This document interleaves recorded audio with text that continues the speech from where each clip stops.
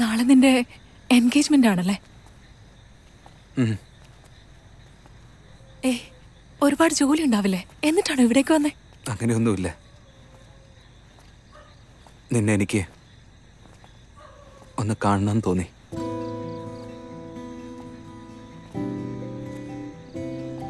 ഞാൻ എവിടേക്ക് അന്വേഷിച്ചു എന്നറിയാവോ?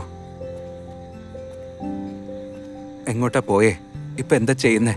ഒന്നും കണ്ടുപിടിക്കാൻ പറ്റിയില്ല. അന്വേഷിച്ചെന്നോ? മറന്നു കാണുന്ന ഞാൻ വിചാരിച്ചേ. മറക്കാനോ? ഓർക്കാത്ത ദിവസങ്ങളില്ലേ? നീ എവിടെയാന്നറിഞ്ഞ ഞാൻ വരുമായിരുന്നു.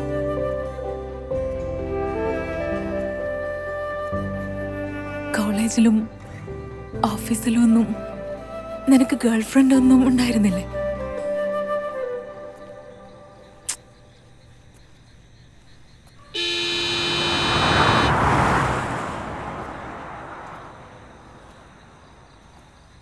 എനിക്ക് ശരിക്കും നിന്നോട് ദേഷ്യമായിരുന്നു. നീ എന്താ അന്നൊന്നും പറയാതെ പോയത്?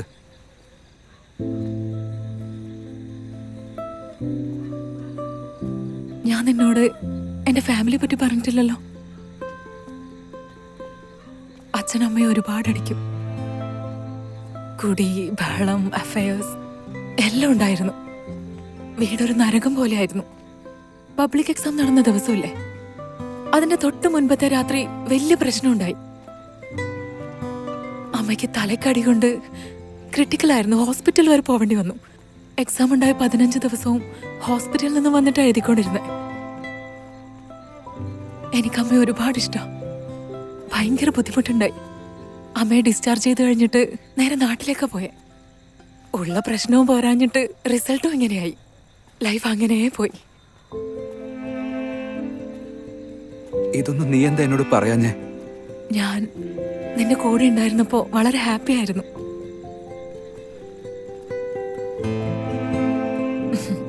നല്ല കാര്യം. എൻഗേജ്മെന്റിന് ഒരു ദിവസം മുന്നെങ്കിലും കാണാൻ പറ്റിയല്ലോ. അല്ലെങ്കിൽ ഈ ഒരു സമയം പോലും കിട്ടില്ലായിരുന്നു.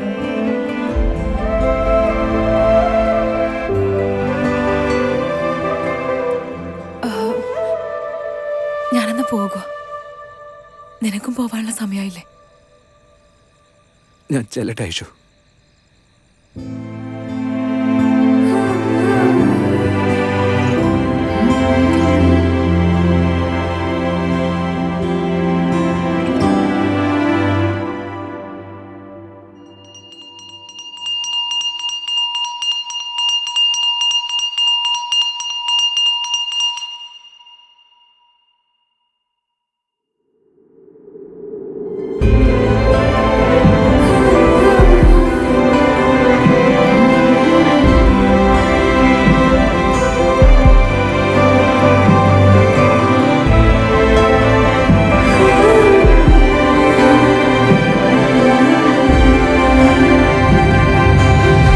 ഐഷു, നമുക്ക് കല്യാണം കഴിച്ചാലോ?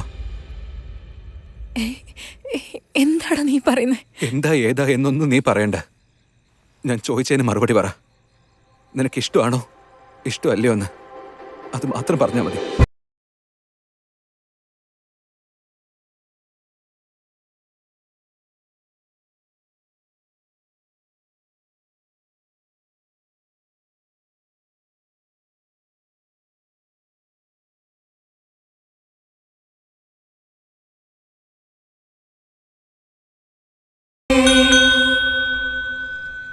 അതെ, വേഗം ഓടി വരുന്ന കണ്ടുകൊണ്ടാണ് നിർത്തിയത്. നിങ്ങൾക്ക് ഐസ്ക്രീം വല്ലതും വേണോ?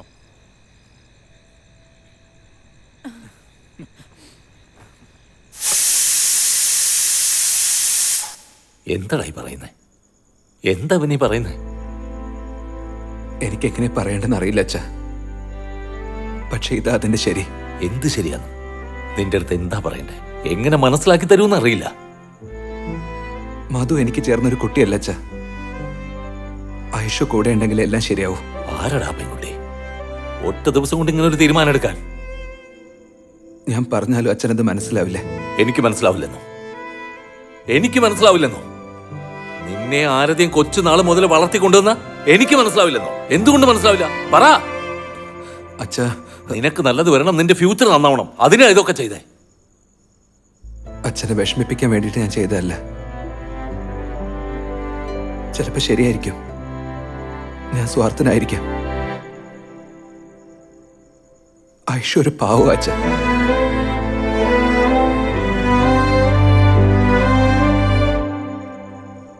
അച്ഛാ, ഈ കാര്യത്തിൽ അവന്റെ ഇഷ്ടമല്ലേ നമ്മൾ നോക്കണ്ടേ?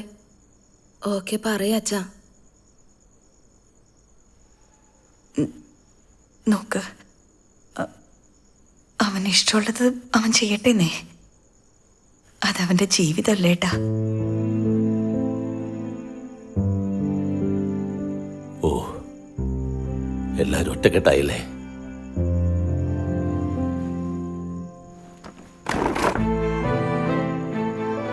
എല്ലാം മനസ്സിലാക്കി സംസാരിക്കുകയാണോ? ആ പെൺകൊച്ചിന്റെ ജീവിതത്തെ കുറിച്ച് ചിന്തിച്ചോ? ആ കൊച്ചിന്റെ അച്ഛന്റെ മുഖത്ത് എങ്ങനെ നോക്കും? ഇനിയും നീ എടുത്ത തീരുമാനമാണ് നിനക്ക് വലുതെങ്കിൽ നിന്റെ അച്ഛൻ ചത്തു. അച്ഛാ,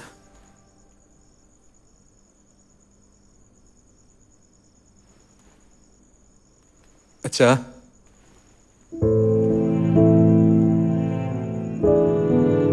സോറി അച്ഛാ.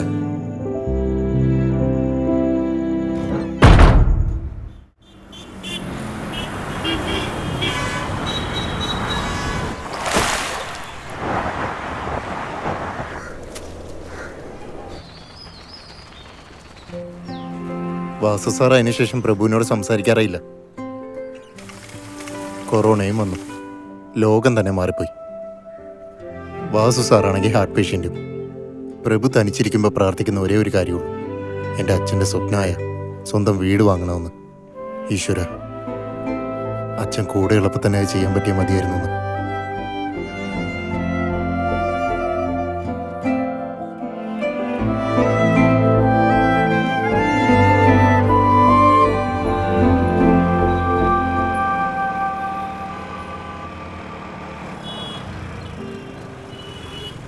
അച്ഛാ, അച്ഛനെന്താ ഇവിടെ? ഓ, ചെക്കപ്പിന് വന്നെയാണോ?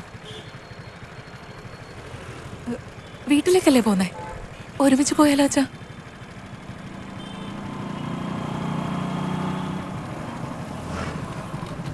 ബൈക്ക് ബുക്ക് ചെയ്തായിരുന്നോ സാർ?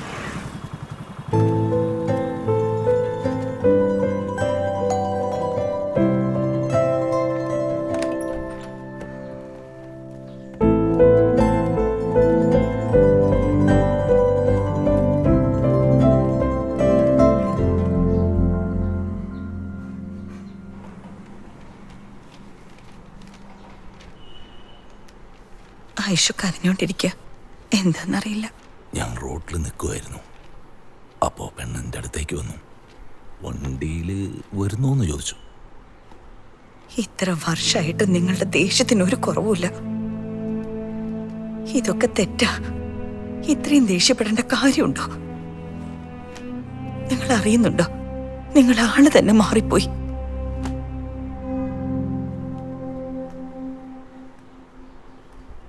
നിങ്ങളുടെ ദേഷ്യം പ്രഭു കല്യാണം വേണ്ടാന്ന് പറഞ്ഞതല്ല, ആ വീട് വേണ്ടാന്ന് വെച്ചതുകൊണ്ടാ.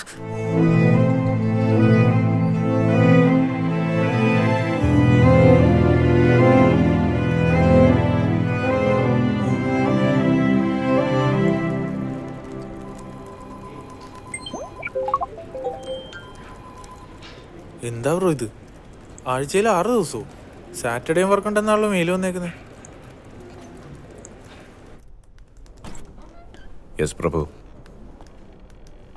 സാർ മെയിൽ കിട്ടിയായിരുന്നു. എന്താ സാർ ഇത്? മെയിൽ കണ്ടില്ലേ പ്രഭു? എന്താ വായിച്ചില്ലേ? Sir daily 12 hours hard work ചെയ്യുന്നുണ്ട്. ഇനി ശനിയാഴ്ചയും കൂടെ എങ്ങനെയാ സാർ?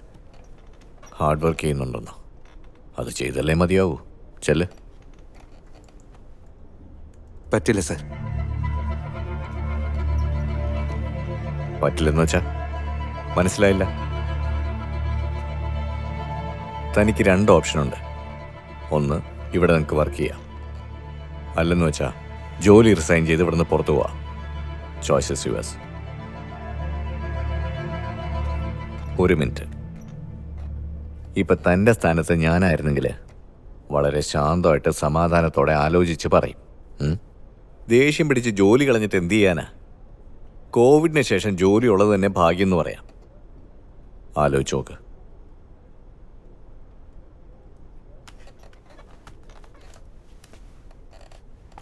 ആ പ്രഭു, നമ്മൾ സംസാരിച്ച ടീമിൽ മുഴുവൻ കൺവേ ചെയ്തേക്ക്. ഓരോരുത്തരോട് സംസാരിച്ച് കളയാൻ സമയമില്ലേ? വരുമോ?